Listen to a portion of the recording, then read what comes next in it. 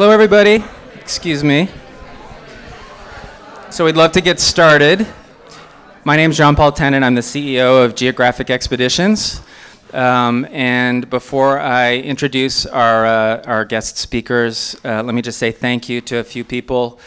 First of all, thank you so much to Peggy Northrup and the other nice people at Sunset for donating this amazing space. We're very happy to be here for this event. I would also like to say thank you to Singapore Air. Singapore Air was kind enough to provide 2 free round-trip tickets to Asia, which we'll be giving away after the talk tonight. And also a special thanks to the American Himalayan Foundation for the wonderful, mutually supportive relationship that Geographic Expeditions and the American Himalayan Foundation have had for decades now. They're extremely good at what they do. Their mission involves supporting education and healthcare and the stopping of girl trafficking in the Himalayan region. And we're lucky that some of the key people making that happen are here tonight. And I'm happy to report that all the proceeds from tonight's event will go to the American Himalayan Foundation. So for those of you who don't know, Geographic Expeditions, also known as GeoX, we're a travel company based in San Francisco in the Presidio. We specialize in custom trips and small group trips all over the world. We're very happy to have Pico Iyer and Don George here with us tonight. Pico is the author of roughly a dozen books, including The Lady and the Monk, Video Night in Kathmandu, The Global Soul, and most recently, The Art of Stillness, Adventures in Going Nowhere, which hopefully you saw up front. Pico also writes regularly for Time Magazine, Harper's, New York Times, the New York Review of Books, Condé Nast Traveler. It's a very impressive list. I think it's fair to say that in addition to being an amazing, thought-provoking intellect, Pico is truly a global soul, having been born and educated in England to Indian parents who then moved to Santa Barbara, California, and having married a woman from Japan. And Pico's now based part-time in Japan to the extent that he's based anywhere, which may be a topic of tonight's conversation, I'm not sure. Don George, I think you'll find, has lots in common with Pico Iyer. I've had the pleasure of knowing and working with Don for many years now. He's very impressive in lots of ways. First of all, he's a wonderful writer himself, and he also adores the world and loves to travel. In the GeoX office, we like to joke about where Don's going next, and so we don't all get jealous. We say it's Cleveland or Detroit, and I'm sure he would make the most of those destinations too, but the truth is it's more likely to be someplace like Botswana or I don't know, Nepal or Japan, where his wife happens to be from as well. So Don is the former editor-in-chief for the travel section of the San Francisco Chronicle. Don is the current editor-in-chief for the GeoX blog known as Wanderlust. Don also has a book out recently, which you hopefully saw up front, called An Innocent Abroad. It's a compilation of 35 writings from 35 different fantastic authors, including Pico himself. So hopefully you saw that as well. And Don also leads trips for GeoX to the Shikoku region of Japan. So with that, please join me in welcoming Pico Iyer and Don George.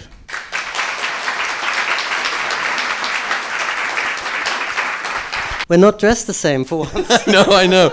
Yes. I brought many shirts in my car so that I was sure we wouldn't overlap this time. We wouldn't be indistinguishable. Yeah. So I'm Don. Blue is Don. Pink is Pico. Because otherwise it's very hard to tell us apart. So a visual cue always helps a lot. Well, I just want to say thanks to all of you for being here on this beautiful, balmy summer night here in the Bay Area. And thanks to Sunset, as JP said, and Peggy and I go way back. We worked together at the Examiner Chronicle a couple of years ago.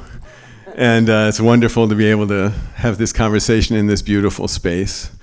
Thanks to Singapore Airlines, and thanks very much to GeoX for coming up with the idea of having this conversation and for bringing Pico and me together again GeoX is just an extraordinary company, and I'm incredibly proud and honored to be associated with them. They're really the best in the business, so it's nice to represent them in this setting. So the idea is that Pico and I are getting together for a casual conversation in a cafe somewhere, and 100 people are eavesdropping, basically. What are you going to order?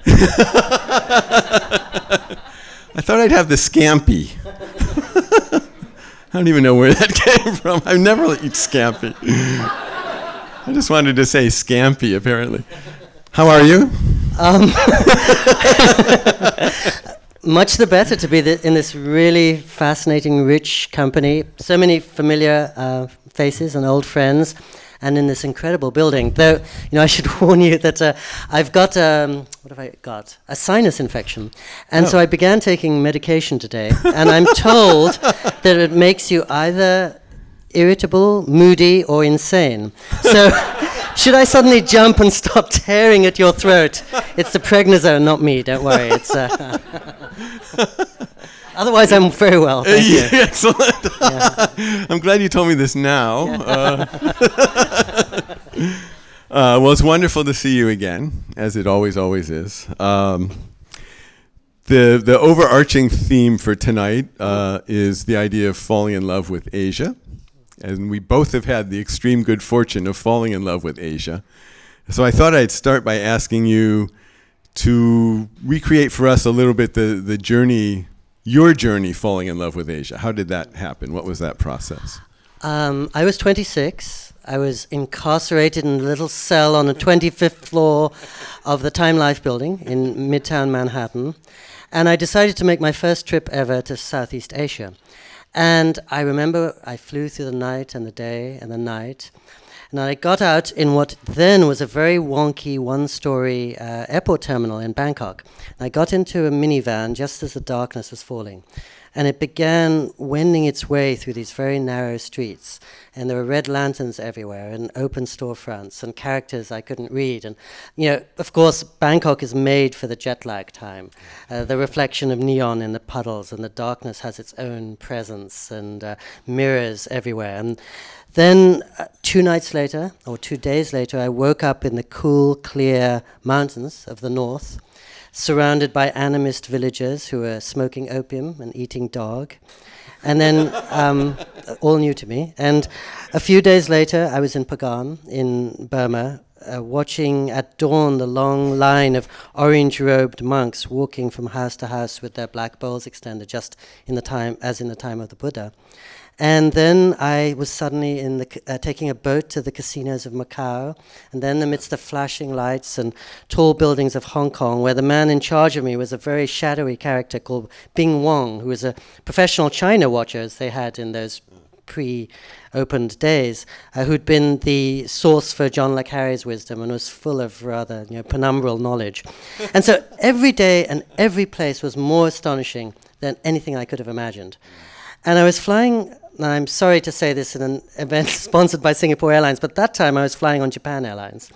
And my last day on the trip, after 23 days, I had to fly back to JFK. And I had an overnight layover in Narita Airport near Tokyo.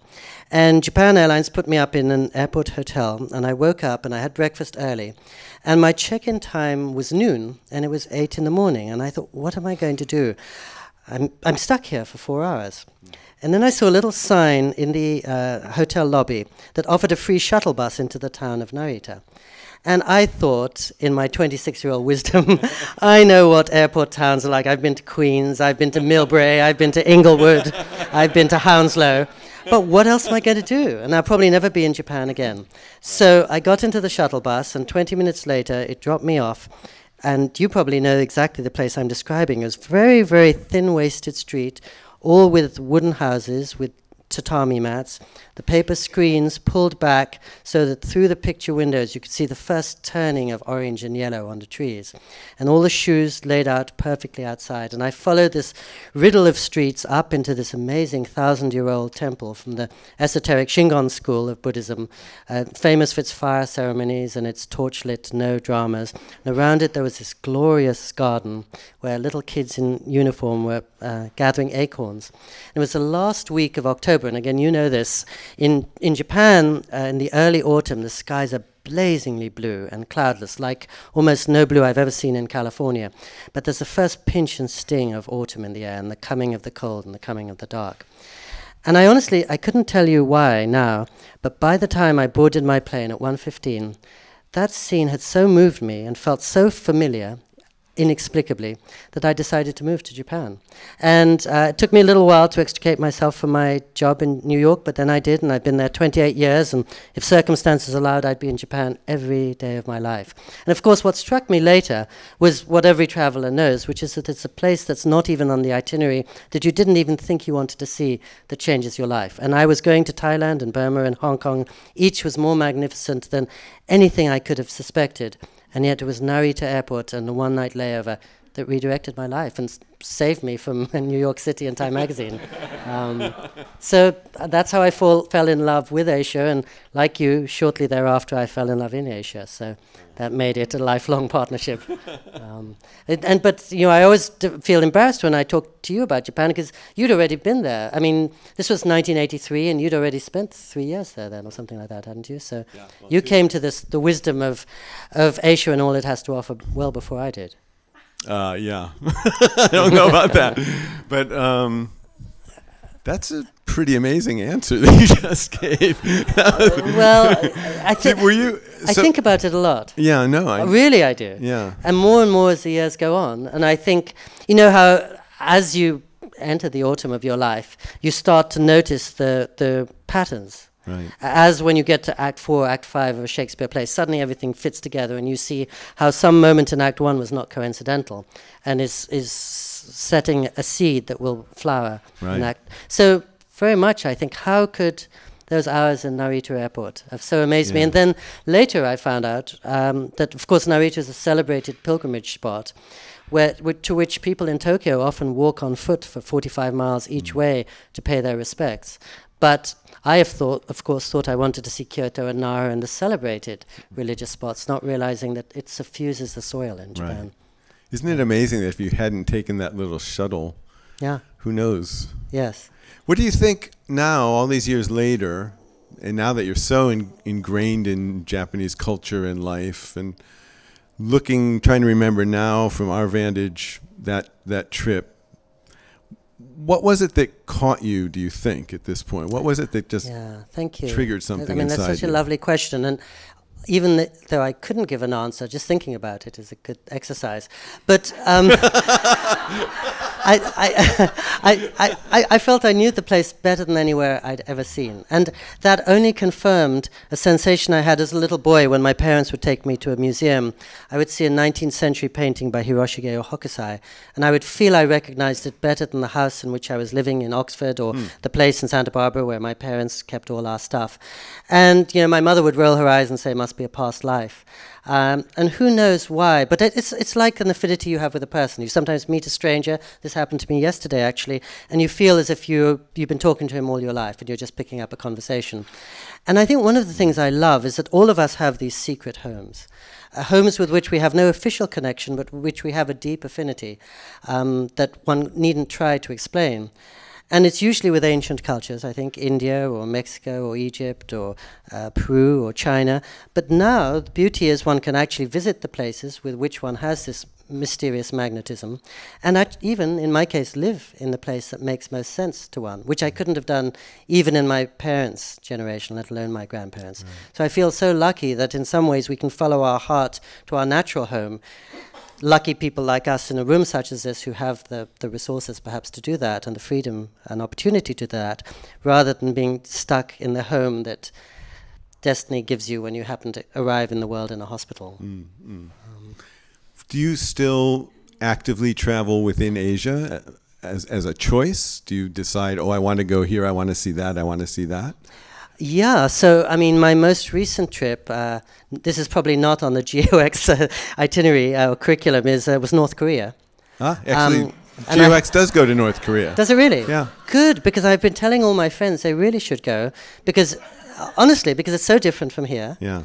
And we know nothing about it. I think often these days, the places we hear about most, we know about least.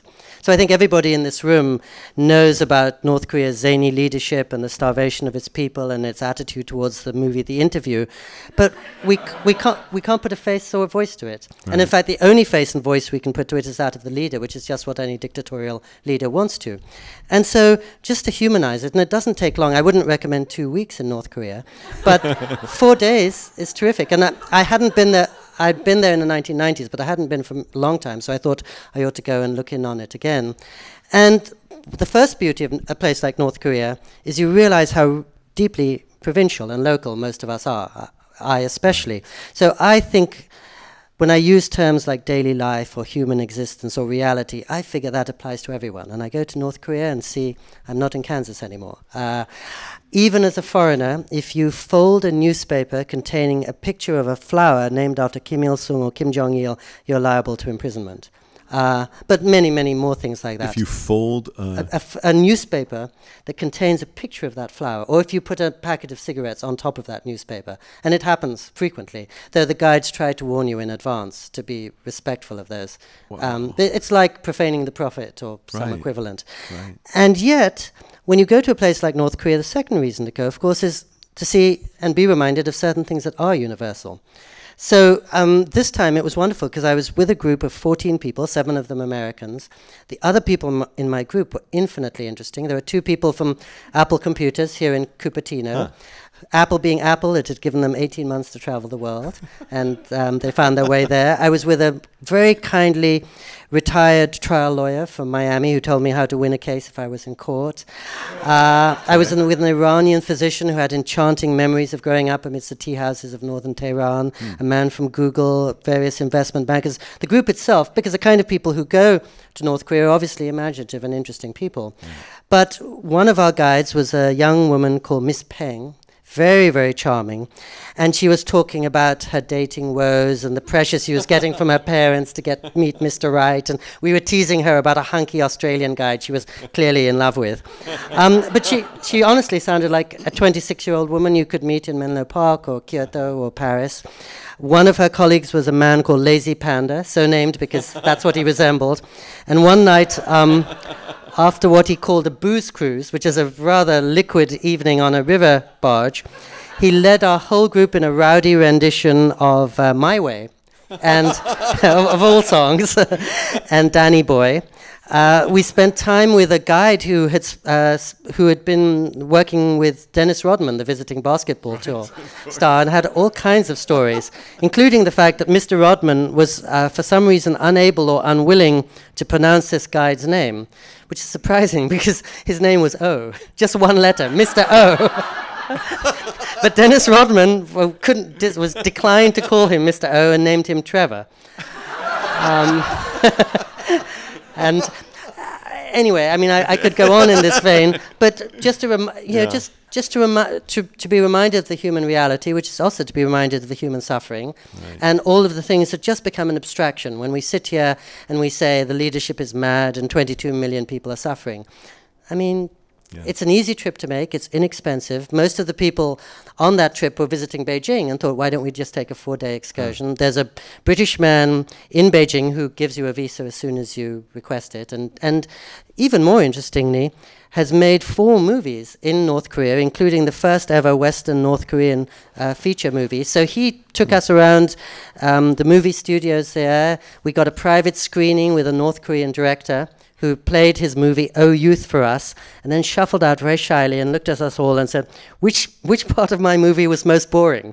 Especially being in North Korea, we knew when to hold our silence. But he said, no, please, I really want to know.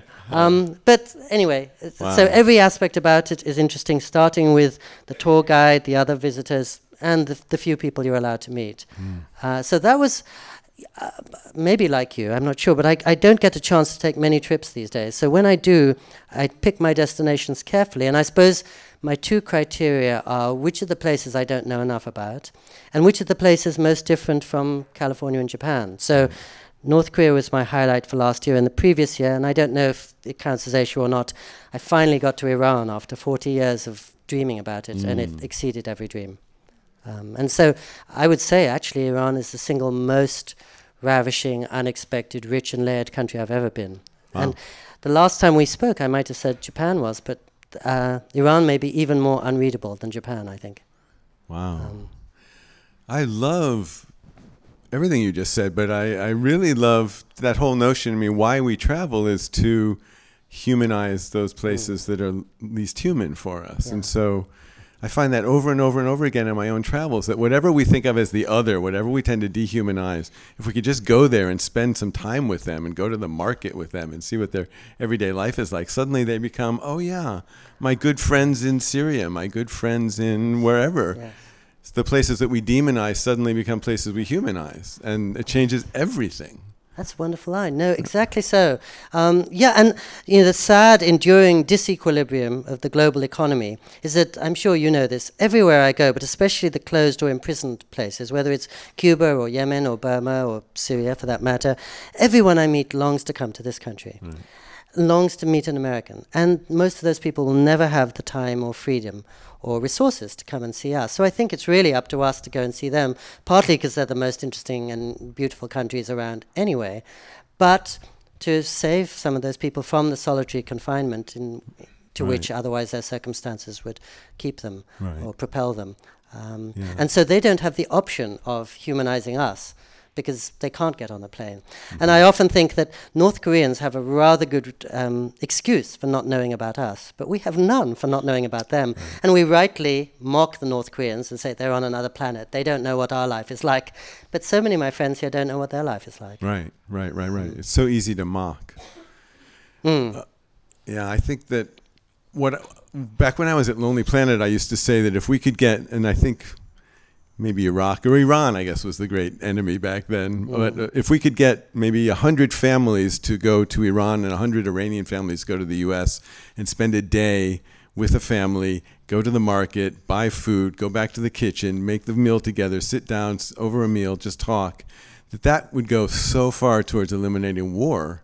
Because we would suddenly understand, oh, they're not that different from us. And if we could just multiply that and multiply that and multiply that, which is what we do when we travel, maybe we could end war in the world. Maybe we could start to get along better. And so, yeah, for me, for years now, that's been why I travel. And I think it touches on why you travel too, that bridges that we create when we go into foreign places like that. Yes, I mean, I was warned before I went to Iran, there's only one thing to be really worried about, which is you will get more invitations than you know what to do with, and you will be smothered by friendliness. And I got a little less of that because everyone took me for an Iranian. But were you there? So they actually were less interested in me than they would be in most of the people in this room. But were you there, you'd never be able to get out from a crowd of inquiring, poised, eloquent Iranians who can tell you everything about the last Jon Stewart episode. The guy who greeted me at the airport, the first thing he said was an allusion to Jon Stewart. No, exactly as you said. But I remember also JP was reeling off some of the magazines I write for. And if you read those magazines, or if you read pieces that I write, you may think that Iran or North Korea is a dangerous place to go. And I always remember that when I began traveling full-time in the 1980s, civil wars were convulsing Kabul, Beirut, and San Salvador, and Washington, D.C. had a higher murder rate than any one of them. So I think for most people in the world, the really scary places are Detroit and South Central L.A. and the South Bronx. And in fact, when I began traveling in my 20s, that was exactly the experience I had, because I was spending all my time in supposed war zones or revolution places. Nicaragua, Honduras, El Salvador. I went back again and again to Cuba, and I saw the downfall of the Marcoses in the Philippines. And of course, nothing bad ever happened to me there. I came back to incredibly comfortable, gated, super privileged Santa Barbara. My house burnt down in a forest fire with me inside it, and I came really close to losing my life. And I thought, if I want to be safe, I better stay on the road. Better keep going to Cuba and Vietnam. Right. Just listening to you talk, one of the things I always think about is innocence. And as you know, the book that you wrote, your beautiful, beautiful piece for it, An Innocent Abroad. And I was just wondering, so the 26-year-old who encountered Asia, and now there's the 36-year-old sitting before me who encounters Asia. Are you more innocent now or less innocent now than the 26-year-old, do you think? The challenge is to try to sustain any innocence. So clearly, less innocent. And the more you see, the less hard it is to be impressed by things that you see. And I remember a few years ago, quite a few years ago, the first time I went to Vietnam, I thought this is one of the most exciting and various places I've ever seen. And this part's a little like Indonesia, and this part reminds me of Thailand, and this part is like Cathay. And I realized I wasn't seeing Vietnam, and that I had squandered so much of my innocence that I was just seeing it by comparison with places I already knew.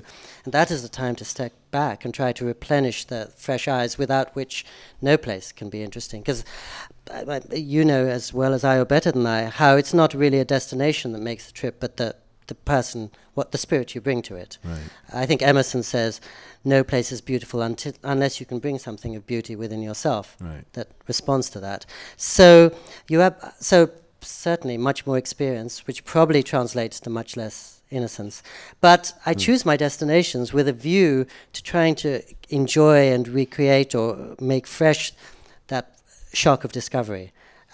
And the thing that disarms you and strips you of your defenses and takes you back to the person you were when you were 26. And actually, not so many years ago, 6 years ago, I spent one very fortunate month in which I flew from here to Beijing, to Varanasi, to Mauritius, to Jaipur, to Sri Lanka, went to all these magical places. But again, on the way, I had a layover in Narita Airport. And wiser from my youthful experience, I took the bus in, and that was the highlight of that trip too. Wow. And I was so touched that 26 years after my first experience of Narita Airport, it had the capacity to pierce me as much as the first time. And I thought, why would I ever leave this place? So my problem is Japan so brings out the innocent in me, and so exceeds my understanding, and will so always be so impenetrable, and to me projects such an air of cheerfulness and innocence itself, that were I in pursuit of innocence, I would stay entirely in Japan. And so I have to force myself to go to places like North Korea, which don't necessarily awaken innocence, but they do awaken, or they do challenge one's ignorance a bit.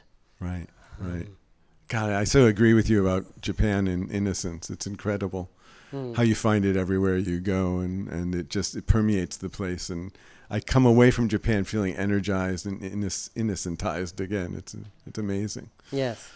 When you are on the road, what are you looking for? When you land in a place as a traveler, how are you encountering that place? What are the things that you do to get into the soul of a place, or to give yourself to a place? I just this morning came across a really good quote from Picasso that says something like, I always find what I seek, but it's never what I was looking for. So it's much better than that, and I apologize for mangling it. So I try not to be looking for anything, but I try, especially in the first 48 hours, when I just walk and walk and walk as much as I can, taking in as many experiences and impressions and emotions as possible before ideas and preconceptions and analyses begin to form in my head. Once that happens, then every fresh experience only fits within your idea of it. But initially, you're taking everything in, ideally. So I don't want to tell myself I'm looking for something. I want this place to speak to me. I mean, I think really I do again see places as very similar to people. And I think I've just met a beautiful and fascinating stranger for the first time. And I have 18 hours or maybe 18 days to get to know her or him. And all I want to do is listen and hear what she has to tell me and what her life is and how that's going to undermine my assumptions about the world. Right. So just to try to be as receptive as possible. And so you just wander at will and Yes. see what happens and Yes. absorb and absorb and absorb. Yes, and then after about the third day, then a direction begins to form in my mind, and then I have a clearer sense of this is the theme I'm interested in, so I'll go to this museum and watch this baseball game and go to that district. But I think by then, to use your wonderful phrase from the last question, the innocence is lost to some extent. You already have a design on the place, and you're already trying to guide the conversation in a certain way. Which is to limit it, really. Because I think at an early stage I felt, well, answers and judgments are always going to close doors and questions are always going to open them. So much better to carry a question to a place than a purpose, perhaps. What's the place that poses the most difficult questions for you? Goodness, thank you for that too. Well, I suppose Japan, it's going to be a lifelong question. Initially, the question was, am I attracted by the aesthetic, or am I attracted by what lies beneath those beautiful surfaces, which I couldn't presume to understand. But that's why I choose to live there, because I can never begin to assume I'm on top of the place. Partly it's because I don't speak Japanese, and you do, so you know more about the country than I. But beyond that, it's again, as when you choose a partner, you want somebody who's a mix of familiar and completely unexpected. So you have some sense of who she is and what she'll do tomorrow, but ideally she's going to surprise you every day. And every day in Japan, I take 2 walks around my neighborhood, and I'm nearly always seeing something new, or new to me, at least. So insofar as it's the place that feels closest to me, in every sense of that phrase, it's going to ask the most searching questions, probably. Yeah. And England probably asks other kinds of difficult questions, because that's the country that formed me or deformed me.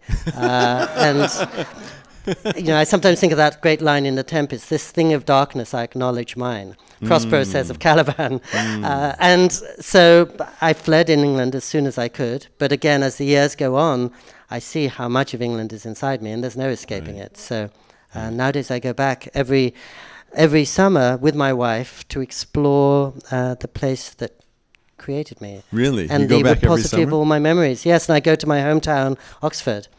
And as JP again was saying in his introduction, I grew up in Oxford. My parents moved to Santa Barbara when I was 7. So you can imagine in the 1960s, any kid stuck in grey, rainy, wimpy bar in Oxford is only going to be dreaming of the summer of love and Esalen and Golden Gate Park. So that's what I pursued until I was probably in my mid-20s. And then suddenly Oxford began exerting a little bit of a tug, not when I was in my mid-20s, but much later. And it's only when I returned maybe 9 years ago, I suddenly realized this is a beautiful town. And I suddenly was able to bring fresh, unjaded eyes to it, enough to see this is why people seek out this place from across the world. Though for me, it's only a tangle of conflicted experiences that I haven't wanted to confront before. So now there are 3 days of sunshine every day, every year. If only it was every day. 3 days of sunshine every day in Santa Barbara. 3 days every year in England. And so I go in those days in mid-June when there's a 6% chance of sunshine. And it looks really beautiful when the sun is shining. Oxford, it's true. And is young Pico there when you go? Too much. Yeah. Yes. Most of my memories of that place are not pleasant. So I was my first 6 years there was spent in great innocence. Then I was back in boarding school when I was 8 years old, and my parents were 6,000 miles away. I was homesick, and the one thing I had was a little NFL handbook, which is my only piece of home.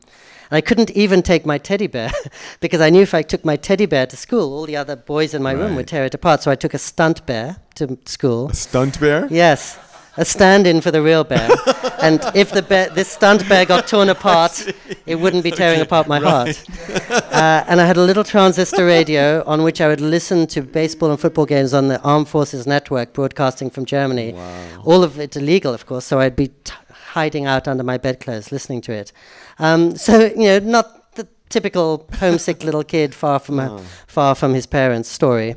And then I later returned to Oxford, and I only had one ambition in life, which is, having been in an all-male boarding school, I wanted to fall in love. So I just chose the first person I saw, with predictable consequences, all painful. So, I had good reasons for fleeing Oxford, because I'd consistently made my bed, and it had been mismade, as it were. Yeah, wow. So when you go back, do you achieve a peace with your young self? Or are you working towards peace with your young self? I suppose I go back just because I feel it's asking lots of questions. It's a living conundrum for me. Yeah. And whoever I am now was formed by that maelstrom of vexed experiences. And so it's something I have to look at. That's so interesting. Do you see a new Oxford through Hiroko-san's eyes? Yes, thank you, exactly. Yes. Yeah, and of course it's always a wonderful thing when a visitor comes to your hometown and suddenly draws your attention to things you would sleepwalk past. Right. And I hope sometimes I've done that for her in Japan, but certainly. So I will take her to Evensong, for example, at a chapel in Oxford. She says, this is the voice of angels. And took me more than half my life to realize it's celestial music. I saw, very jet-lagged and therefore emotional, the movie The Theory of Everything, and it really pulled, spoke for the sweetest sides of the England that I grew up in. But yeah, she casts a wonderful light on everything, and it's great to see her delight in the place. Yeah, that's wonderful. And The layering that happens that way. Yes. Wonderful. And I think the older you get, the more your friends are the people you knew way back when. So my closest friends now are kids I was at school with at the age of 8 or 9, and we go and see them. And in fact, next week I'm going to Boston, and I'm seeing 2 of my friends from high school. And as a perfect indication of my high school, one of them is a professional shaman. Professional shaman? Yes. He has a soul retrieval certificate on his wall. But despite that, he has had no customers in 25 years. He is completely unemployed. He's got all the shamanic power, but no outlet for it. Wow. And the other one of my school friends, who is known as the Isaac Newton of the 21st century, one of the great scientific geniuses of our times, who's built this enormous empire around his scientific brilliance. So both aspects of my boyhood are there, these rather precocious kids I grew up on, and the renegades who are still carrying their soul retrieval certificates around the street to no avail. But so seeing them will explain or complicate the question of my childhood too. Right. So I'm not sure why this popped into my head as you were talking, but why do you travel these days? Yeah, we're having such a cafe conversation. We've left travel far behind, and I'm just talking about my school days. I apologize. No, it's wonderful. No, I mean, I think to be upended in my case, and you and I and quite a few people in this room are in a very special position, because if you're a travel writer, if you're doing it for a profession, we both get to travel far more than other people, and so our criteria are very different. And for me, at least, I don't want to go to Hawaii or Paris, because they're not going to challenge me as much as North Korea or Iran. If I was in an office and I had 2 weeks of holiday, I would make a beeline to. So in some ways, I don't trust, and I'm not interested in my answer to the question, because it's an answer of privilege, really. But for me, given that this is what I do for a living, I want to go to the place that's most confounding. And that completes you? No, it maybe reminds me how incomplete I am and how ignorant I am again. Right. And yeah, it just shocks me back into a kind of childlike state of incomprehension. Right. I mean, the beauty of a child is he or she doesn't assume she has all the answers. And the challenge of adulthood is we begin to think we do, and travel can happily shake you quickly out of that, I think. Yeah, absolutely. Including, again, my other ancestral home, India. Another place I've been fleeing for a long time, but each time I go there, India, of course, is shock therapy, or it's an acid trip for free that never leaves you.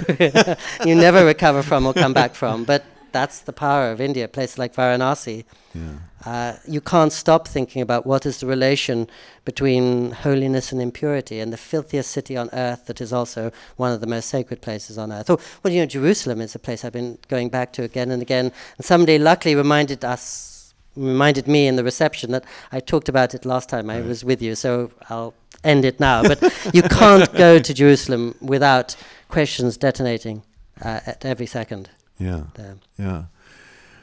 I find that, and I totally agree with what you said about not completion, but incompletion. But I think I find that when I travel, I'm putting pieces together, and I'm aware that the puzzle always gets bigger. The more I travel, the bigger the puzzle gets, but the more pieces I get as well. Yeah, that's true. So it's an illusion of completion that will never be complete, and yet you're always adding more pieces to the puzzle. I think that's what I'm doing when I travel. Yeah. No, that's and I wonder if that's the same thing that kind of motivates you in a way, that being upended is a way of seeing the world anew and gathering more, connecting with more, putting those pieces together. That's really wonderfully said. And of course, the first beauty of travel is it does slap you awake, and all your senses are on the setting marked on. And I think we have to take so much for granted in our ordinary lives just to get our day's work done. But there, freed of distraction and obligation, suddenly you're taking in the things that otherwise you hurry past. And I think that's one reason why we're kinder, more open and more innocent people when we're traveling. I know, for example, in Santa Barbara, if a homeless person comes up to me with a a hand extended, nearly always I will hurry past because I have to be somewhere. I have to see somebody. It's 2:59 and somebody's waiting at 3 o'clock. If I'm in Port-au-Prince or Manila and that same child comes up with a hand, I can't run away. And in fact, I've gone to those places in order to confront those often very difficult moral or emotional or psychological riddles. And so I think when we travel, we're almost putting our minds into a place where we're asking to be faced with questions and to think things through that we don't have the time or luxury to address in our daily lives. Yeah. So, that's a form of completeness, or as you say, putting the pieces together. Yeah. Because for our daily lives, we have to lead a rather circumscribed life and just look through this kind of keyhole to take care of things. Right. And what's the role of writing in that process for you? When you wrote Video Night in Kathmandu, that book was so incredibly pop, pop, pop, pop, pop. It was just full of amazing energy and bouncing off the walls. And I felt like you were trying to make sense of what you had just experienced. And is that part of why you write? Yes, the whole part. The two explanations for Video Night in Kathmandu are, one, I was working at Time Magazine at the time, so to me the whole thing reads like a Time Magazine piece. And two, I had to travel around 10 countries and write a 350-page book on a 6-month leave of absence. So I didn't have the luxury to reflect on things or to let them settle. I had to move very quickly and write very quickly. And as if I were writing 5,000-word articles to deadline back in the offices. And I was in my mid-20s, which is both why it has the energy, but it, I would say, has more texture than resonance. The reason, but writing is exactly that, and that's why, as a so-called traveler, my most recent book is Stillness, because I feel that travel and experience give us the raw material, but it's only sitting still, and in our case writing, that extracts the meaning from it. And it's as if travel is how I decorate the house in which I live, but stillness is how I lay the foundations. And I think, for me, the great blessing of being a writer is that our job is to sit still for hours on end, even when it's lonely and terrifying and nothing is coming out. Our job is to be nowhere other than in that stillness, essentially processing and trying to make sense of everything we've just taken in. And so I suppose at some point I noticed that, let's say I would go to North Korea for 4 days, and then I would think about it for 25 years. And that actually the travel experience was an appetizer or a tiny segment of the real experience, which is coming home, trying to understand what you've learned, going through all your notes or your photographs or your memories, trying to make an order out of them, and seeing how it will change your life, or what you have gained from North Korea that is going to make you a more conscious or kinder person, or a more ignorant person, but somehow it's going to leave a mark on you that nothing can erase. And that's exactly what writing is all about. And so I realized that all my great adventures came when I was actually sitting in my desk. And that travel was just giving me the fodder that stillness could work its magic upon. Right. All the adventures are in here. Yeah, exactly. That's right. And so my great companion, these many years, I have 2 companions in the 2-room apartment my wife and I share. I mean, she's obviously the main companion, but she goes off to work every day, unlike me. I'm known in the neighborhood as the parasite. the only male who doesn't get up and put on a set of clothes and go to the bus stop, shambles around unshaven in his pajamas at noon.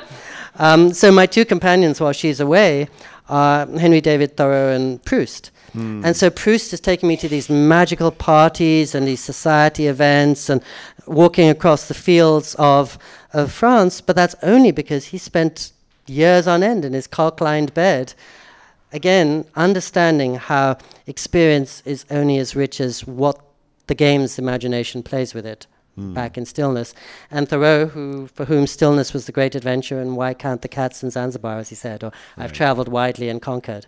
So I think both of them are reinforcing my prejudice that, as you said, it's taking place here, and that we're not defined by our experiences, but our response to those experiences. Right.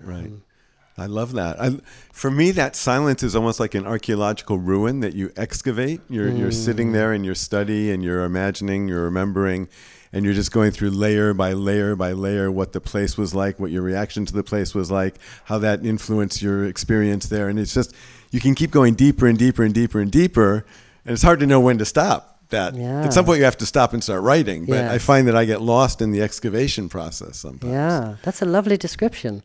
No, I mean, everyone's going to want to be a writer now because I don't know. It's irresistible. No, you're right. I mean, I think of it as a cathedral sometimes. And I moved from New York City to Japan, mostly because of that experience in Narita, but also I thought I'd be giving up money for time, and I value time more than money.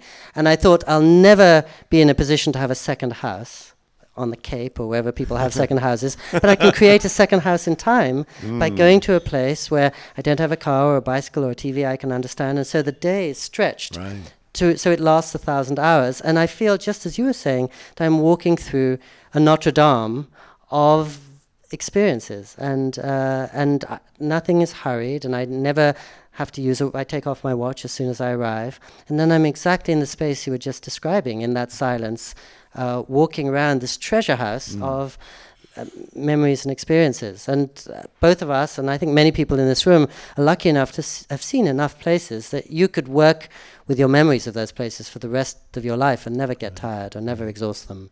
Right. In that sense, if I couldn't take another trip, I wouldn't mind at all, because I've got enough to be working with already from lots of years of amazing places. So why do you travel now?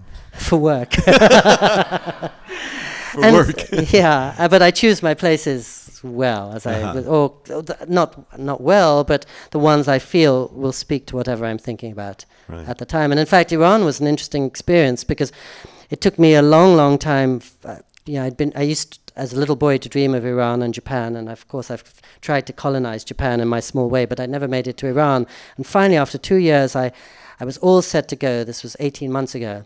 And the week I was about to go, the editor who had assigned me my piece and was going to sponsor the trip suddenly got fired. So all the money went out of it and all the official pretext went out of it. And our president was about to launch a limited strike on Syria, which suggested that our country might be pulled into war with Iran. So at some level, it seemed the worst possible time to go. Because I'd have to pay for it all myself. It's quite an expensive trip, and I might easily end up in the middle of a war. Now, I remember I was in Hamilton, New York that night, 4 days before I took off, and I did think, well, maybe the gods are telling me this is not the ideal time. And then I thought, when will there be an ideal time with a country like Iran, given its vexed relations with our country for 36 years? 36 years from now, I'll be 94. That might not be an ideal time, even if Iran is more open than it is now. Right. So I thought, well, I have to go for it. And in my limited experience, the only times I've made wise decisions are when I cast myself into the unknown against my better judgment in some ways, because there's a best judgment that's better than the better judgment somewhere. I love that. I love that you just said that. That's great. And why did I even say that? Except what I said, the reason I said it was, I said glibly, well, I travel for work. But in that case, the work evaporated, and I still thought, well, I ought to make this trip, because whatever comes out of it, it's going to change me, and I'm going to come back with more than I know what to do with. And indeed, I thought, well, I can probably write something about it. That's the virtue of being a writer. You feel everything, nothing is wasted, and everything feeds the soul and feeds the pen. So I knew that, therefore, that work was not the real reason; it was a pretext for some slightly more respectable reason. What's the riskiest thing you've ever done? Go to Atlanta for the Olympic Games, but let's draw a veil over Atlanta. I've drawn a big veil over Atlanta. What's the riskiest thing? Yes, and again, I actually can't talk about it much more because it came up the last time GOX hosted us. But it was when I went to Yemen and got stuck in the port of Aden 5 weeks before 9/11 and had to drive right through the country, through the kidnapper-infested tribal villages at the dead of night, with an old man who'd seemed never to have been behind the wheel of a car before. But the alternative was staying in Yemen for the rest of my life. So that was risky, but but as with many of those risks, it wasn't exactly chosen. I thought I was going there for a nice trip and suddenly ended up in difficult circumstances with my plane cancelled. So it was taking that risk, or maybe the bigger risk of sitting around in Aden even longer. Right. So because when I talk about I haven't encountered much danger in the places I've been. I'm not a risk taker, and I'm not eager to set myself in harm's way, and I have 2 kids and a wife and a mother waiting for me at home, so I don't want things to go wrong. But I've been a member of the mass media for 32 years, which means I never trust anything I read in the newspapers or see on TV. And I know actually what danger is beyond our reckoning, and it comes when we least expect it, when we're sitting in a nice big house in Santa Barbara and suddenly there are 70-foot flames outside our window. And also that, it's hard to anticipate where danger will come, but the places with which we associate danger, that's often just a projection on our part. Right. I mean, in this town, in the Bay Area, in Los Angeles, we all know which are the difficult areas to avoid and not. But in most of life, I think we don't know that. And you just listen to your gut. You listen to your heart. Or it's like falling in love. And to go back to the title of the session, it's always a risk to do that. Right. And often it doesn't pay off, but it'd be folly not to do it for that reason. Exactly. And you'd be the main loser were you not to fall in love with Asia or fall in love with whatever. Right. I think. And even when it doesn't pay off, it pays off somehow. Yeah, exactly. What do you think is the best thing you've learned the last year? What was the best thing that you learned last year? I was hoping you're just going to say the best thing generally, which is probably that the world. That's so easy. Yeah, it is. I know, that's why I was hoping for that. You could pretend it was last year that you learned it. Yeah, I could. The last year. I think it's really come home to me more than ever how much my richest experiences take place, goes back to your earlier question, in the writing of things more than the experiencing. Because I think so much of our lives is like a huge canvas where a lot is going on. And as in any museum, it's only when you step back and step further back and see the canvas from 20 feet away, you can see the larger picture and what it means and what the painter was trying to convey. And so nowadays I have to move a lot. And I really miss my desk. And I think what I've learned in the last year of moving quite a bit, not so much to dramatic places, but to Boston next week, for example, is how much I love my desk and what a great adventure writing is. And that having been lucky enough to visit a lot of places and enjoy that kind of horizontal, physical, experiential adventure, that at this point it's the adventure of the desk that nothing can compete with. And so I long for it. Right. And I was talking to an old college friend 2 nights ago, and he's still got this absolute hunger. And he said, I love it. You step off the plane, you feel he'd just been in Indonesia, the snap of the tropical heat and the spices, and everything is jolting you to a state of aliveness and awakeness you never know. And I said, yeah, I know exactly what that means. And he was very shocked that I said that if I had a chance, I would spend most of my life at my desk. And he said, what's wrong with you, really? So even that conversation 2 nights ago brought it home to me. Which is to say the excitement of falling in love with the process of trying to think about your experience. So as you, you put it better than I could, journeying into that silence, doing the excavation, being so captivated by the excavation you never wanted to end. I mean, it's wonderful what you said, and that's just what anyone experiences, I think, at that desk if they engaged in the project. How do you bring your desk with you? You're asking for trouble, Don. As you know, high-tech person that I am, this is my iPad. That's your iPad. Yeah, that's the biggest. You were shocked. You only found out last year, I think, that I do everything by hand still. I only found that out last year. And I don't know how to type. And there are many disadvantages. He does not know how to type. Let's just take a time out here. Pico Iyer does not know how to type. Yeah, and I've never. You write it all out. I've never used a cell phone, and I don't know what Facebook is. And yeah, there's a bottomless ignorance there. And there are many disadvantages to that. I'm in the 13th century, heading backwards quickly.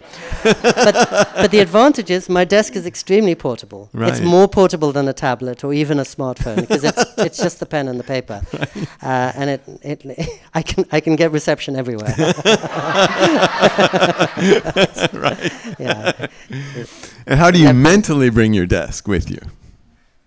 Well, I take a lot of notes Mm-hmm. everywhere, knowing that I'm not, probably will never make sense of them, but not even trying to make sense of them till I'm back home. And yes, I mean, it'd be wonderful if I brought the sense of silence and exploration that you were describing. And I'm not sure that I could say that I do that.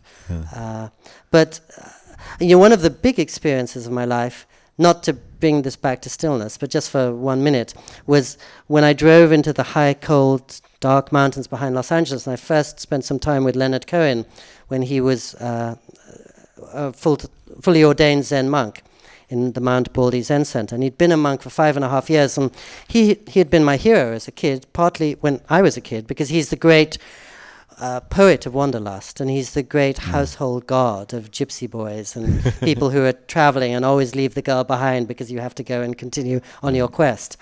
And he's also the ultimate man of the world, of course. And I was so moved when I spent those initial days with him, and he would come into my cabin late at night, and he would say, "This is the voluptuous adventure." Those were his exact words. "This is the true excitement. This is..." And he was 61 then.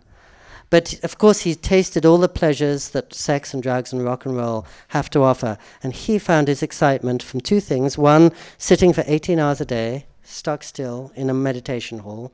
And two, shoveling snow, scrubbing floors, and tending to his then 88-year-old teacher, Japanese teacher, and essentially attending to everybody around him with this really humbling sense of kindness and selflessness. So he'd sloughed off Leonard Cohen, this celebrated international heartthrob and beautiful singer and poet, and had just become this anonymous person in the service of his community. And it was amazing to hear him say that that was the great adventure he had found in life. And I'm getting close to the age he was then, and I'm finding the same thing. It is, sitting still is a huge adventure. Even when, as with travel, it brings up things that you wish were not inside you, you didn't know that were inside you, demons and ghosts, nightmares jump out at you. But even that seems better than evading them. And a better preparation for whatever life is going to throw at you. And of course, in his case, as soon as he came down from the mountain, he found that his manager had apparently defrauded him of everything he had earned and all he was waiting to give to his son and his grandchildren and his daughter. And so in some sense, the 5.5 years as a monk, through a kind of poetic justice, were preparing him for what he had to deal with in the world. And then he went on that 6-year concert tour in which he brought the intimacy and depth and wisdom of the monastery right into the concert halls of every continent. So as to remind us that the stillness was a way station. It wasn't an end in itself, but it was so he would have more to give to the rest of the world. But he described sitting still in a very sensual way.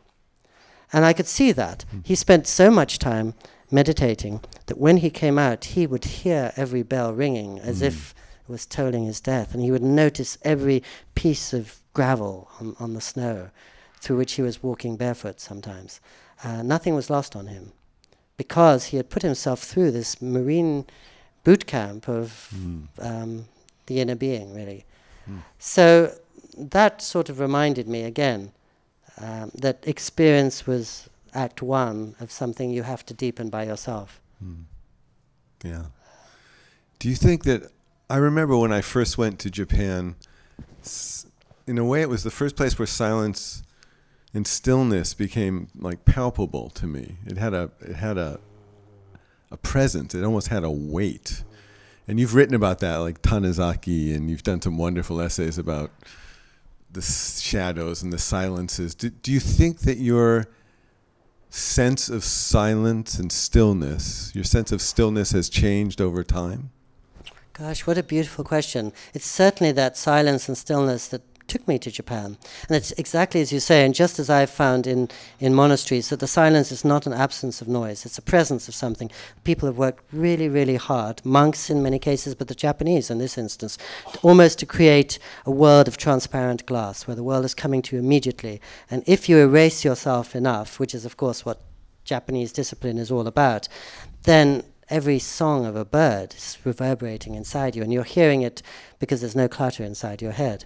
So yes, and the schools that I was alluding to earlier taught me a lot how to speak, or to write perhaps, and I thought I needed to learn how to listen, and that Japan was the culture of listening, and partly because Japan is the culture of silence and non-verbal communication and people working from common assumptions. And you know, because you're married to a Japanese woman too, that the ideal date in Japan is you go to a movie, you're deeply involved in it, completely stimulated by it, and come out both absolutely silent and go home. And that is the richest conversation. And the Japanese have mastered that more than anywhere. And of course, Kyoto is the epicenter of stillness. It's a labyrinth of still places. So every gardener is working round the clock with just putting one leaf to shake up the perfection and to bring it back into the human domain. Right. But you're right, that's what summoned me even in Narita on that autumn day, and very quickly seemed so different from what I knew in New York City, 4 blocks from Times Square, where my office was. And also, I mean, this is my excuse for not learning Japanese. I thought it's not a bad thing to be an illiterate. And I mean, as you were talking about innocence, clearly I'm missing out on many, many things by not being able to follow the conversation. But on the other hand, I may be seeing things that I wouldn't if I were trying to formulate words or sentences. Yeah. The way that, for example, Hiroko's English, my wife's English, is imperfect. When we watch an English language movie together, she sees so many things that I don't. Mm-hmm. She unsubtitled movies. And when I see a Japanese movie, unsubtitled, I think I'm seeing things maybe that she wouldn't. It goes back to what you were saying about those innocent eyes. And I thought it's not a bad thing to be a voluntary deaf mute in a way, having to be responsive to the codes and the cues around you and what the people are conveying through their silences as they do so richly in Japan. So you're absolutely right. I don't think any other culture I'm aware of could quite have fulfilled that need and also rounded out what I had experienced in my previous homes, which are rather verbal ones. Right, right. So honestly, because I don't speak much Japanese, and I don't know anyone in my neighborhood except my wife, it's hard to believe as I'm babbling away now, but in Japan I will go a month without speaking, really. I mean, I speak to my wife a lot in the code, strange language that we have created for one another, but I won't have spoken English, and my Japanese is a 2-year-old girl's Japanese, so very rudimentary. And not a bad thing, because the less that's coming out of my mouth, the more is probably going into my head. You know, they say in Kyoto, there's a reason you have 2 ears and 1 mouth. And at least should be twice as much coming in as going out. Right. Yeah. Let's see. We're almost running out of time. There was one big question I wanted to ask you, but let me see if there are any audience questions before we... Yes? Actually, great question. It's lovely to hear your stories. Thank you for sharing them. And I'm probably one of very few people in this room that know what a wimpy bar is. Oh, good thing. But in any event, my question to you is, how would you define home? And what does that mean to you? And what is it about your travels that either detracts or adds to that definition? Yes, so home is a work in progress for me, I think. And like more and more people, maybe like you too, I grew up with pieces of 3 different cultures inside me and now have acquired many more. And so I quickly felt that home really wasn't the place where I lived. It was what lived inside me. And it wasn't connected with any piece of soil. It was part of my soul, as it were. It was and I wasn't interested in where I came from, but my home was more in the future, where I'm going. And I always had that as a sort of fancy idea. But then my house did burn down and I lost everything I had in the world. And then it had a literal truth, because the very day after the fire, if somebody asked me, where is your home? I couldn't point to any physical instruction. It would have to be in the people and values and songs and books that I carry around with me everywhere. But I do remember as a little boy, I thought it was a rare and fortunate position to be of Indian descent and born and raised in England and based in California, and having pieces of all of them but not being beholden to any of them and not being imprisoned in the prejudices. I didn't think of Pakistan as an enemy, as an Indian person might. I didn't think of the Soviet Union as an evil empire, as some people might have in this country. I didn't have a vexed relation with Britain's colonies, because I was Britain's colony, as many a Brit might. So I thought it was a great liberation, but I never guessed as a little boy that soon a tenth of the world would be in this position. And within 10 years, there will be more than 300 million people in this many-home state living in a country not their own. So there will be more of those people than there are Americans. I never dreamed in those days that the most powerful man in the world, officially our president, would be such a person. Yes, so it's exciting to be part of this new tribe for whom home is not fixed, but it's a fluid sentence that you never complete. And sometimes it's a question that you never answer. So my home is very portable, like my desk. See, other questions? Yes. You've been traveling for many years, and my question to you is, have the things that interest you changed as you age, your perspective, your approach to traveling changed since you were 26 and now you are just a few years older? Just a few years older. My approach has changed, but I would say, curiously, the things that move me haven't changed at all. And I almost feel vindicated that I'm still stirred by, for example, the same books and same songs that amazed me when I was 25 or even when I was 15, which sounds like it's a sign that I haven't evolved, and maybe that. But I think it's more like affinity. You meet somebody when you're 14 and you feel tied to them, and they're your other part. And when you're 60, you meet them, and probably that will still be the case, even though the circumstances of your lives have changed so dramatically. So my wife would sort of roll her eyes if she were here, because every season she has a new enthusiasm, a new favorite band, a new delight in life. And she's moved from Tai Chi to yoga to meditation to Qigong, whatever. And I am wearing the same clothes I was in 1988. I'm listening to the same Van Morrison record. I'm reading the Quiet American with the pages falling out of the copy because I read it every year. I'm absolutely inert, basically. But I don't mind that. I suppose you could say it's a loyalty of sorts. And of course, in terms of the approach to traveling, I described my first day in Thailand. I've been there more than 60 times now, so if I go there next month, I will bring 60 trips to it, and I will bring the 30 years that it has evolved and I have evolved since our first meeting. And I will be asking very different questions and not noticing those red lanterns or the open storefronts as I did on my arrival. But I think of that as belonging really to the surface of life. And I think in the depths, yes, I haven't changed much at all. And I think a writer has concrete evidence of it, because I think all of us, but certainly writers, essentially writing the same book throughout their lives, because they're carrying a single question through their lives. And every now and then, mischievous people like Don have asked me, what is the question I'm carrying through my life? And I just say, well, I remember when I was 14 in boarding school, how much I loved Narcissus and Goldmund. While I was listening to Leonard Cohen's first album.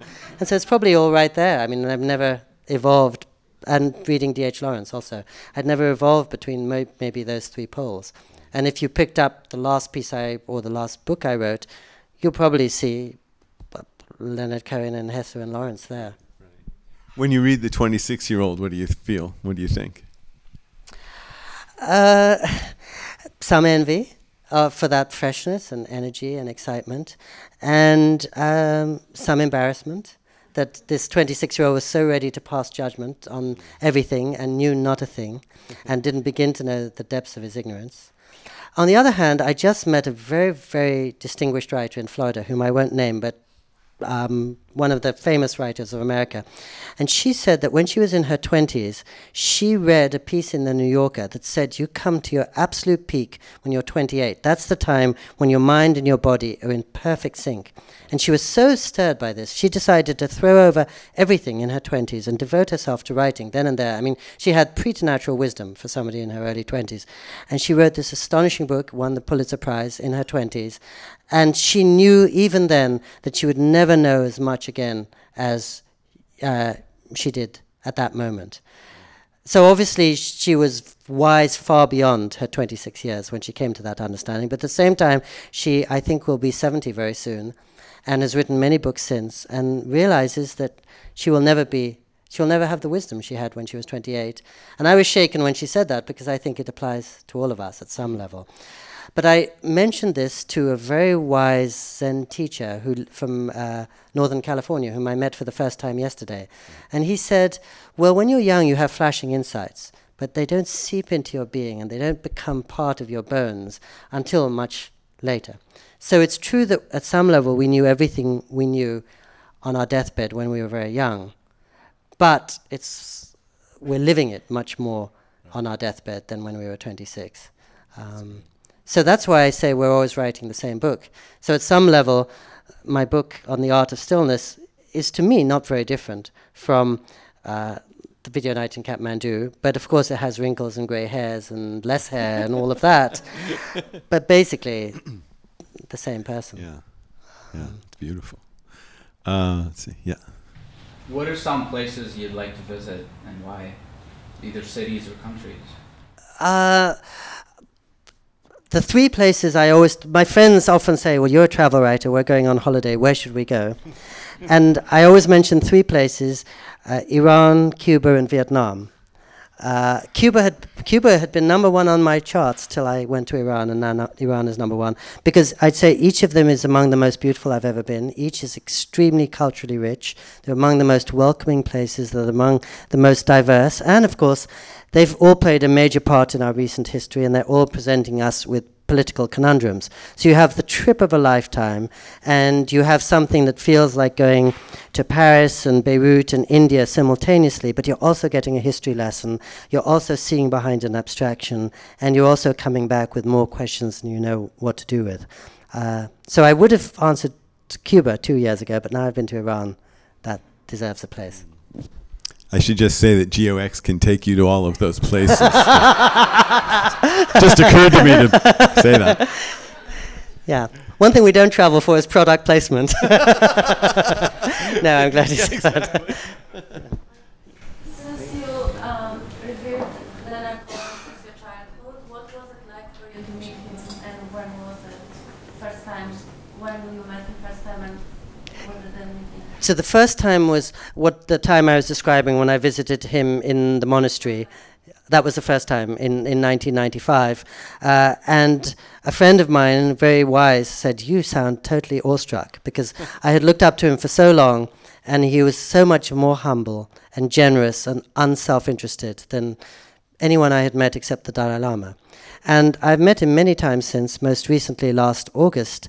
And it's an example of how little we change, maybe because our ideas get fixed. But last August, I saw him for the first time in a little while, and I came away and I thought, I've never met a more impressive person. So kind, so concerned with the other person. And I also thought, well, the reason for this is he doesn't take any shortcuts. I think a lot of people meditate, and a lot of people are interested in the ideas that he has embodied, but not many of us put ourselves through 5.5 years of doing it round the clock, and mostly hard physical work. He was a busboy. He was, as I said, cleaning tables. He was shoveling snow. He was cleaning. His teacher lived to the age of 107, and Leonard Cohen was one of the people who was changing his diapers, taking him to the toilet, changing his bedpan, doing all that stuff, which he said was one of his great instructions. And of course, this is a man who could have been doing anything else in the world. And his most recent record came out on September 23rd, 2 days after he turned 80. And I was at home in Santa Barbara, at my mother's home, and I suddenly got a little package from him through the mail on September 23rd, and I said, oh, how touching. He sent me a copy of his new CD. And I opened it up eagerly, and it was a copy of a friend of his CD. And this is a friend who's a little-known Zen student who dreams of being Leonard Cohen, and who brought out this little disc that maybe 4 people are going to listen to. And Leonard Cohen, on the day his CD was being released, was only wanting to share his less well-known friends' work with me. And I thought, well, that's one of the many reasons why this man is an astonishment. Yeah, wow. Is there someone else you would really, really, really like to meet? No. When one plays that parlor game, right? For a long time, Bono, right? And I just Iwona and I were talking. There's a beautiful book of interviews by Leonard Cohen called Leonard Cohen on Leonard Cohen Interviews for the Last 50 Years. And I feel no book takes one more unsparingly and with more eloquence into the Zen path. And a few years ago, Bono brought out a book of interviews, and I thought no book had ever explained Christianity to me as well as Bono, because he's so alert to the devils and to the temptations and to sins and his own failures and his own occasional lack. He's unsparing on himself, and I think he's really takes seriously the notion of pinning yourself against the wall and looking at all your least flattering parts. The reason I'm not so interested in meeting him now is people like that are so generous with their work. The best part of themselves is already out in the world, and I could spend the rest of my life listening to Bono songs and reading interviews, and he's already been so generous and so public that what would I gain by meeting him? The two things, I think maybe one learns as a writer is that one's writing is much wiser than one is. Something is coming out that I could never consciously formulate, and that therefore it's a folly to try to meet the writers or the musicians that you enjoy, because they can never be the person you've imagined. And I have constructed such a Bono in my head. If poor Paul Hewson walked into the room now, how could he possibly live up to the person I've been conversing with for 15 years, reading his stuff? So I have more than enough material for all the people I admire. I could say in a silly way I'd love to meet Thomas Pynchon because he's a great hero and he keeps out of the public eye, but the reason he keeps out of the public eye is he knows that his books are ageless monuments as he is not. And they are the things we should be living with for the next many hundreds of years. And like most of us, I've been lucky enough to meet lots of wonderful people. So, and I'm always a bit skeptical of the notion of a bucket list. Because there's nothing more fatal to anything than bringing an expectation to it, as I said about a person. That's why it was extraordinary to meet Leonard Cohen the first time, because I probably did have expectations. And he not only exploded them and threw them out the window, but he transcended them and took them to another level. And he taught me that my expectation shouldn't be about meeting an eloquent, soulful poet, but about a man capable of rendering himself to nothing, erasing himself entirely so that he's just an anonymous figure in a tattered black robe who is one of 30 look-alike people in that meditation hall. So meeting him taught me that lesson, but you could certainly get it from listening to the songs. Wow. So I'm going to ask you one last question. I could go on asking you questions all night, but what's your quest now? By the way, this is like getting free therapy, because you ask such good questions and such intimate questions. And I usually end the answers with a conversation stopper, and you're never daunted, and you come back an even better question and amazing formulations about what writing and traveling is all about. So it's a great luxury to talk with somebody who's such a close friend and confidant, and you get things out of me that nobody else would. So what is my quest clearly is to get myself off the road and back into my desk, when it's very hard because the economy doesn't support writing anymore. And the only way writers can support themselves is by being public people. And the job I thought I'd signed on for was being a very private, shy recluse in the middle of nowhere, not talking for a month on end and not learning Japanese, and therefore being encased in that silence you were describing. So it's hard, but in the larger scheme of things, that's a very luxurious problem to have. One of the humbling things travel teaches you is how incredibly lucky everyone in this room is, and the majority of our neighbors on the planet have to think about war and famine and poverty and every day, and dictatorship. So not to be able to be at my desk is not much of a problem, I would say. And the quest, I rather answered that by telling you what I was listening to when I was 14. And I think we always want a quest that can't be satisfied. That the useful quest is always going to take you from deeper to deeper question.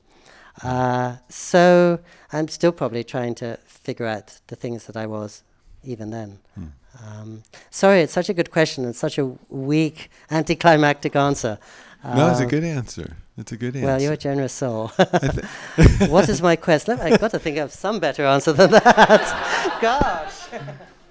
Well, no, I think sitting at your desk It's so, it's so incredibly ironic because how many people sit at their desks every day wishing they could be out in the world? Yes, yes. And yet for you, it's like, yes. I wish I could be sitting at that Yes, desk. yeah. That's heaven. Yeah. And hell. And hell. If you're a writer, it's really hell. Exactly. Yeah, that's well, why that's what it's, yeah, exactly. One of my great friends, and she's at the center of my book, is Emily Dickinson. Because there she was, 27 years, never leaving her room. Sometimes God is entering, sometimes the room is full of devils. The light is streaming through, it's absolute darkness. She's hearing her brother betray the sister-in-law she loves in the next room. She's writing love letters to that sister-in-law. She's entertaining everything. In that little space. And heaven, hell, purgatory, it's all right there. She didn't need to travel, and she's most of a lot of her poems about all my travel is taking place right here in this tiny room in Amherst. So I suppose, one quest probably is preparing oneself to die, learning and working out how one addresses the extinction of everything one loves. So for many, many years I've been writing a novel that starts with a monk given his death sentence, let's say 3 months, and then what do you do in those 3 months, and what have you taken from your life? And we prepare so hard for a job interview or an LSAT or a driving test or a date or whatever, and we don't prepare for the biggest event in our life. Right. One reason I admire somebody like Leonard Cohen or the Dalai Lama is that they've been preparing themselves for their deaths for 50 years since they're, in the Dalai Lama's case, since he was 4, but in Leonard Cohen's case, probably since he was in his 30s. And so I thought that's probably a good thing to attend to, insofar as it sharpens one's priorities and it tells you exactly what you want and ought to be doing tomorrow. And it cuts through all the clutter and distraction and reminds you what you care about. What a happy note to end on. It's beautiful. It's beautiful. It's beautiful. We're going to pull a raffle ticket, but before we do that, I just want to say a couple of things to Pico. One is that you're so incredibly full of wisdom and eloquence. I'm moved to tears sitting here listening to you, truly. You're amazing. And two, you're just such a wonderful human being. You just give so much of yourself, and you wrap us all in this kind of wonderful bubble of goodness and kindness and passion for the world, and it's just such a privilege to know you.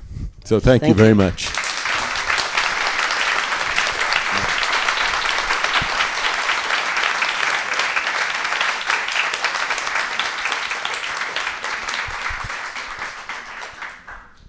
And I like your pink shirt a lot.